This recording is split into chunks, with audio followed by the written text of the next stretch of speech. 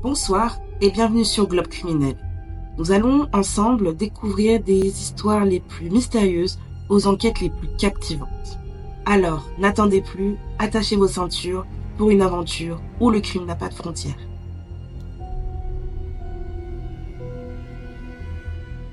Le 23 février 2017, la sœur de la mère de la famille Troadec s'inquiète de ne pas avoir de nouvelles de cette dernière et va appeler la police.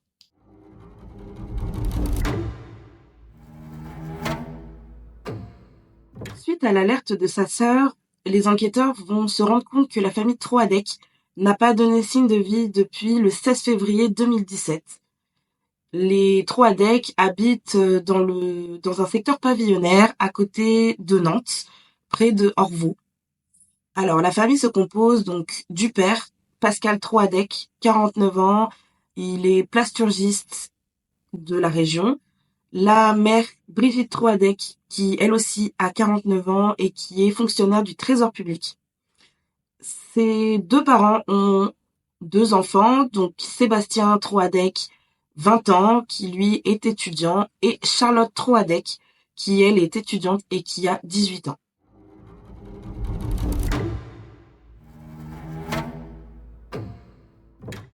Donc, suite à cette alerte, les enquêteurs vont se rendre au domicile des Troadec avec les TIC, les techniciens en identification criminelle, et sur place, ils vont trouver des éléments très inquiétants. Ils vont trouver des taches de sang en grande quantité, et après analyse, on va retrouver des traces ADN appartenant à Pascal, Brigitte et Sébastien Troadec. L'ADN de Charlotte n'est pas du tout retrouvé dans la maison, et les enquêteurs vont se rendre compte également que la famille est partie précipitamment, mais ils ne savent pas si c'est volontaire ou non. Les véhicules des parents Troadec sont sur place, mais celui de Sébastien a disparu. On ne sait pas où il est. Le 1er mars 2017, une personne va retrouver caché dans un champ un pantalon et la carte vitale de Charlotte Troadec. Et ces trouvailles vont être trouvées dans le Finistère, région d'origine des parents Troadec. Et le lendemain, le 2 mars 2017, le véhicule de Sébastien a été trouvé. Il a été stationné sur la gare, sur une place de parking, à la gare de Saint-Nazaire.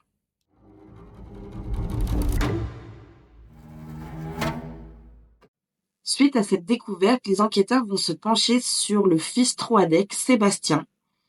Ils vont découvrir que Sébastien est très actif sur les réseaux sociaux où il va poster des choses assez intrigantes, comme, je cite, « Dans 30 ans, je serai mort ». Et les enquêteurs vont regarder la date à laquelle Sébastien a posté ça, et si on fait le calcul, ça correspond à l'année 2017. Donc, les gendarmes s'arrêtent pas là, ils vont encore fouiner et ils découvrent que Sébastien est en conflit constant avec son père, Pascal. Il le cherche, vraiment, ils sont tout le temps en bisbille, ils sont vraiment tout le temps en désaccord.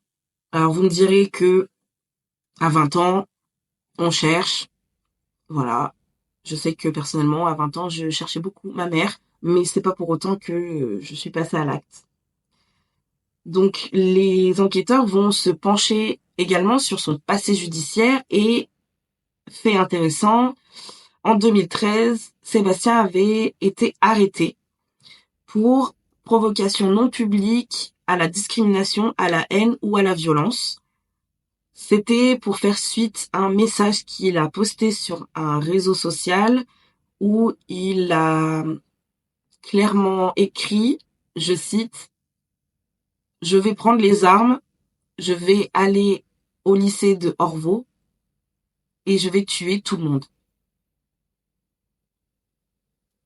Donc, forcément, les enquêteurs, à l'époque, ils ont pris ça au sérieux et ils l'ont arrêté, ils l'ont mis en garde à vue. Mais très rapidement, Sébastien va avouer que c'était vraiment pour faire le malin, pour attirer l'attention et qu'il n'avait aucunement l'intention de faire ce qu'il avait écrit. Les enquêteurs se confortent à l'idée que Sébastien peut être à l'origine de la disparition de sa famille. Cependant, la famille restant des Troadec est catégorique, c'est pas possible, ça ne peut pas être lui. Il aimait vraiment trop sa famille pour que ça soit lui. De plus, au domicile des Troadec, les Tiques ont retrouvé une tache de sang vraiment conséquente qui appartenait à Sébastien. Les Tiques vont indiquer aux gendarmes que cette tache de sang, on peut pas perdre autant de sang sans mourir. Donc les gendarmes vont abandonner la piste de Sébastien. Plus haut, je vous expliquais que la voiture de Sébastien avait été retrouvée sur le parking de la gare de Saint-Nazaire et les TIC vont être appelés pour faire des analyses dans cette voiture et ils vont découvrir au Blue Star, donc c'est un produit qui permet de révéler les traces de sang non visibles à l'œil nu. Ils vont se rendre compte qu'il y a énormément de sang dans la voiture de Sébastien au niveau de la banquette arrière et du coffre. Donc les enquêteurs vont se conforter aussi dans l'idée que quelqu'un essaye de brouiller les pistes parce qu'on a retrouvé donc la carte vitale dans le Finistère, la voiture de Sébastien, on l'a retrouvée à Saint-Nazaire et la famille Troadec a disparu à Nantes. Donc les enquêteurs, ils se disent il y a un petit malin qui essaye de nous embrouiller et de faire croire que c'est Sébastien qui a fait disparaître la famille. Officiellement, les gendarmes n'ont pas de suspect, mais en cachette, depuis le début de l'affaire, ils ont quelqu'un dans leur ligne de mire et pour pas que le suspect puisse fuir ou n'ait peur, ils préfèrent garder l'information secrète.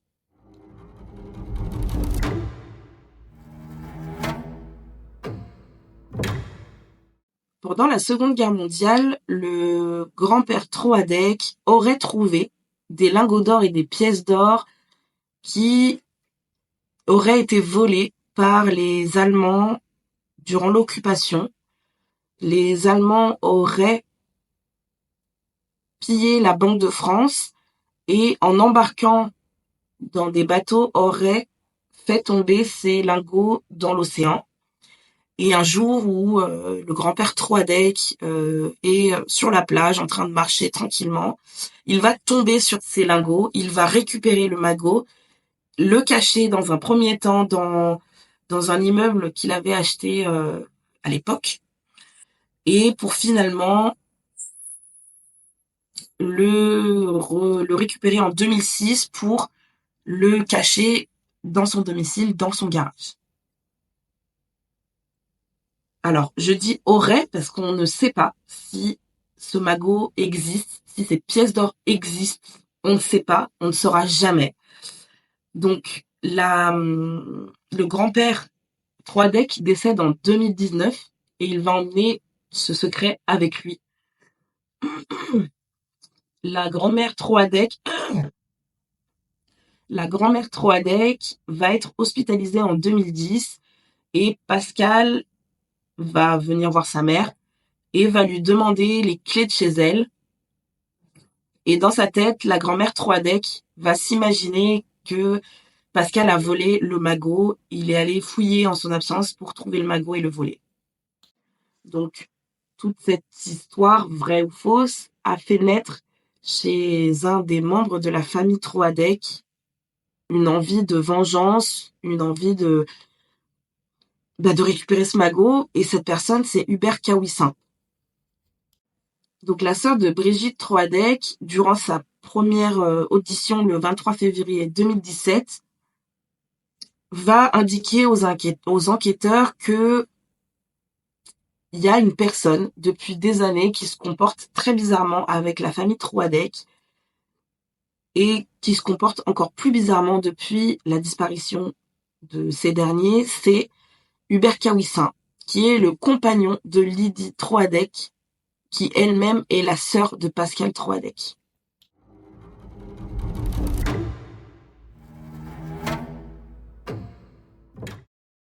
Donc Hubert Kawissin avait vraiment une dent contre la famille Troadec suite à cette histoire de magot qui, toujours, on ne saura jamais si c'est vrai ou faux. Un membre de la famille de Pascal Troadec va un jour tomber sur une lettre destinée à Pascal Troadec et écrite par Hubert Kawissin.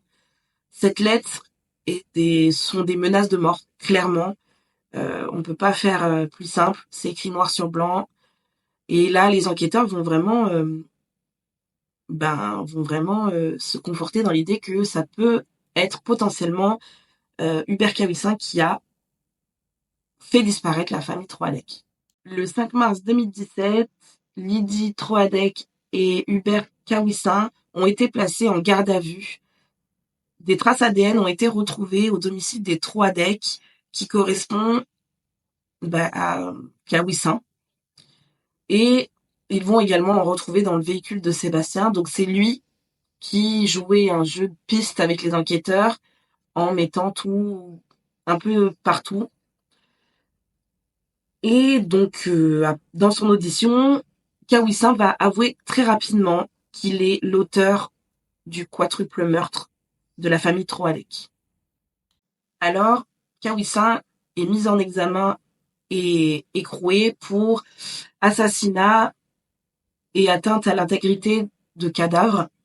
Lydie, quant à elle, a été mise en examen et écrouée également pour modification de l'état des lieux d'un crime et recel de cadavre.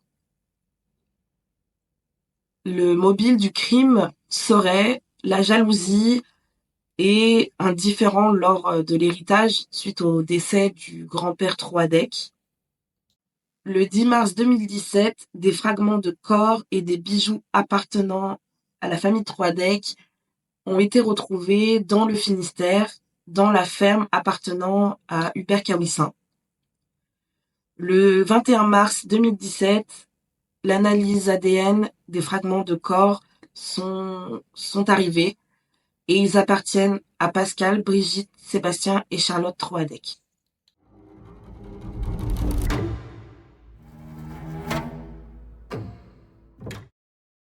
Le 6 avril 2017, Kawissin passe aux aveux devant le juge d'instruction et il va donner une description des plus détaillées sur les faits de la disparition des Troadec.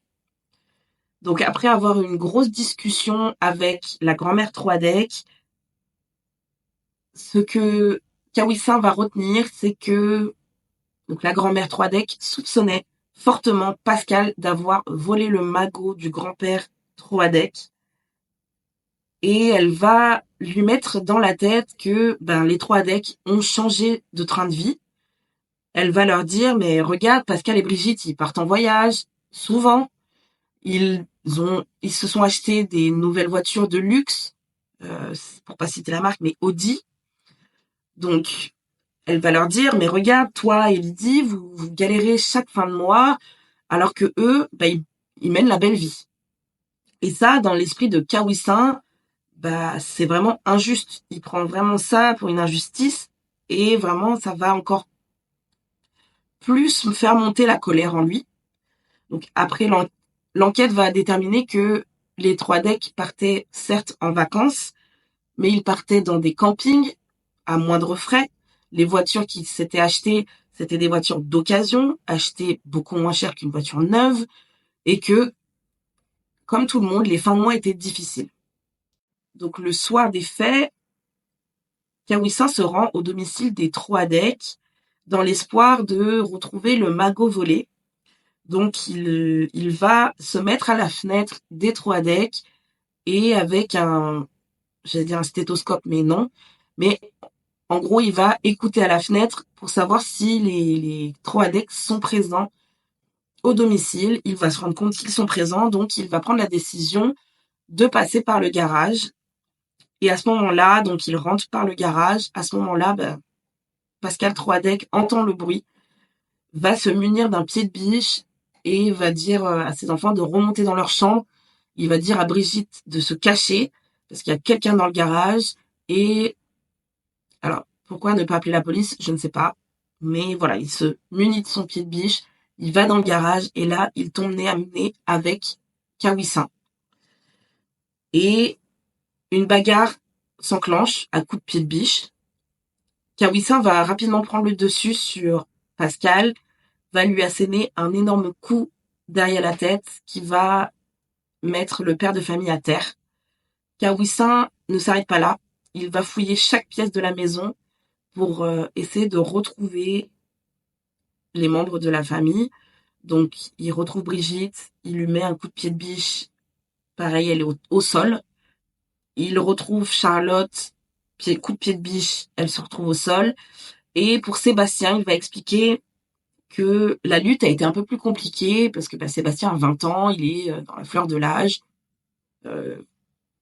C'est un jeune homme, somme toute, normal et qui se défend. Et il va dire qu'ils se sont battus de longues minutes pour au final prendre le dessus, le pousser sur le lit et lui mettre un énorme coup de pied de biche à la tête. Alors le juge ne s'arrête pas là, il va chercher à savoir si le meurtre a été prémédité, parce que ça change beaucoup de choses. Et Kawissin prétend que c'était un moment de peur et de fureur. Cependant, l'enquête va révéler que des mois et des mois avant, Lydie et Hubert Kawissin sont venus au domicile de Pascal et Brigitte Troadec, qu'ils ont eu une discussion et qui a un petit peu tourné au vinaigre sur le magot perdu. Pascal et Brigitte Troadec soutiennent et ont toujours soutenu qu'ils n'avaient jamais volé ce magot, que c'est une histoire, une pure invention du grand-père Troadec pour faire briller les yeux aux enfants. Mais vraiment, Hubert et Lydie, ils ne veulent pas du tout entendre cette version. Pour eux, c'est vraiment les Troadec qui ont volé ce magot. Et c'est comme ça, point final. Et les enquêteurs, ils vont découvrir que durant cette discussion, Lydie Troadec avait caché dans son soutien-gorge un dictaphone pour pouvoir enregistrer toute la conversation et les faire écouter à leur mère, enfin à sa mère, en rentrant. Dans la voiture, en repartant de chez les Troadec lors de cette discussion, Hubert Kawissin va dire à Lydie que c'est horrible, pour moins que ça, alors je cite, c'est ce qu'il a dit, pour moins que ça, des familles entières pourraient disparaître. Alors, est-ce un élément de préméditation? Qu'en pensez-vous? Moi, je pense que effectivement, ça fait des mois, voire des années que cette idée lui court dans la tête. Et je pense que cette discussion a fait que Kawissin, ça a remué dans sa tête. Encore plus, la grand-mère 3D en rajoute des couches, Lydie 3D en rajoute aussi, et ça fait que il est passé à l'acte. Le 12 mars 2019, une reconstitution est organisée au domicile de Kawissin, donc dans le Finistère, et là, aucun corps n'a été retrouvé, parce qu'il faut préciser également que, je vous avais dit, on a retrouvé des fragments de corps des 3 decks. Il y avait 400 grammes de fragments, donc le reste est où? Malgré ces aveux, certains faits restent un mystère. Vraiment, aucun corps n'a été retrouvé et l'histoire des lingots reste vraiment incertaine et pareil, personne ne peut prouver si c'est vrai ou si c'est faux. Pourtant, les enquêteurs ont fait beaucoup de recherches. Vraiment, ils ont fait des dizaines et des dizaines de milliers de kilomètres pour essayer de retrouver ce magot. Ça les a menés même à Monaco, mais rien du tout. Le 29 et 30 avril 2019, une autre reconstitution va être effectuée, mais celle-ci va être faite au domicile des Troadec à Orvaux. Et là encore, on trouve rien. Enfin, Kawissin est vraiment mystérieux sur ce qui s'est passé et on trouve pas plus d'éléments à Orvaux que dans le Finistère.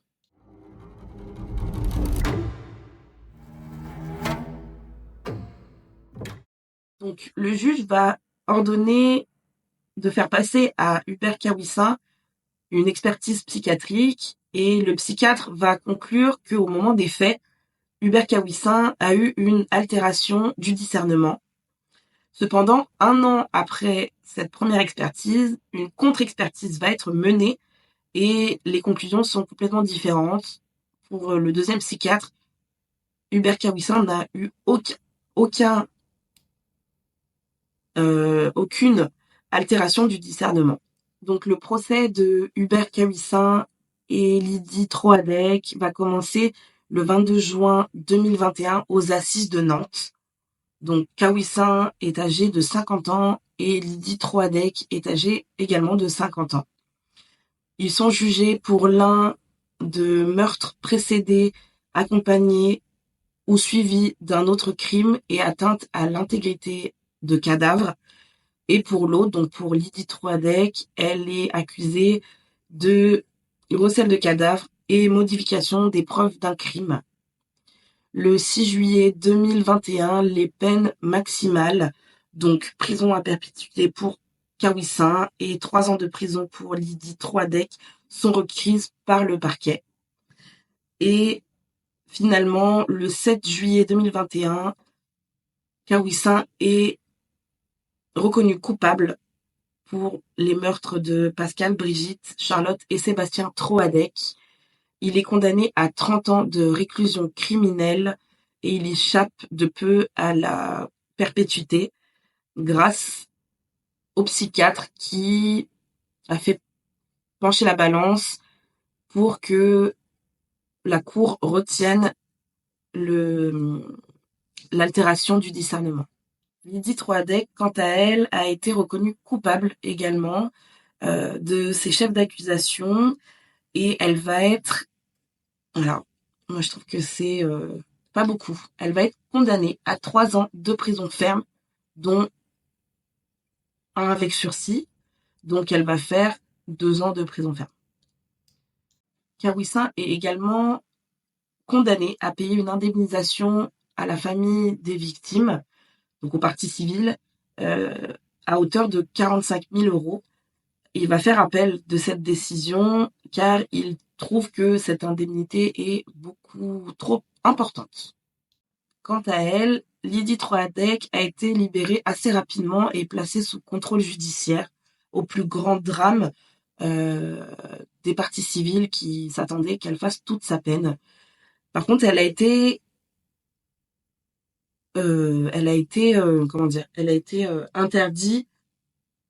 condamnée à 3 interdictions. Donc la première, interdiction de rentrer en contact avec les parties civiles. La deuxième, interdiction de se rendre sur les sépultures de la famille Troadec. Et la troisième, interdiction de se mettre en contact avec les médias. Donc pour Hubert Kawissin, lui, il est toujours emprisonné. Il pourra faire une demande de libération conditionnelle dans 15 ans. Donc on a encore un peu le temps, sachant qu'il a 50 ans. Dans 15 ans, vous faites le calcul, ce sera un vieux monsieur. Donc voilà, on n'a pas d'autres informations. On ne saura jamais ce qui s'est passé réellement. Ce magot, on ne saura jamais. Où sont les corps de la famille Troadec? On ne saura jamais. À part si un jour Hubert Kawissin finit par vraiment dire toute la vérité. Mais pour l'instant, c'est pas près d'arriver. Donc voilà comment se termine cette affaire horrible. Donc si vous avez apprécié, n'hésitez pas à vous abonner, à mettre un pouce bleu et à activer la cloche pour ne rien rater des nouvelles affaires qui vont arriver. Je vous prépare une affaire assez spéciale sur sur la fusillade de Columbine. Donc restez attentifs, ça arrive bientôt. Restez vigilants, restez curieux et surtout, restez en sécurité. À bientôt.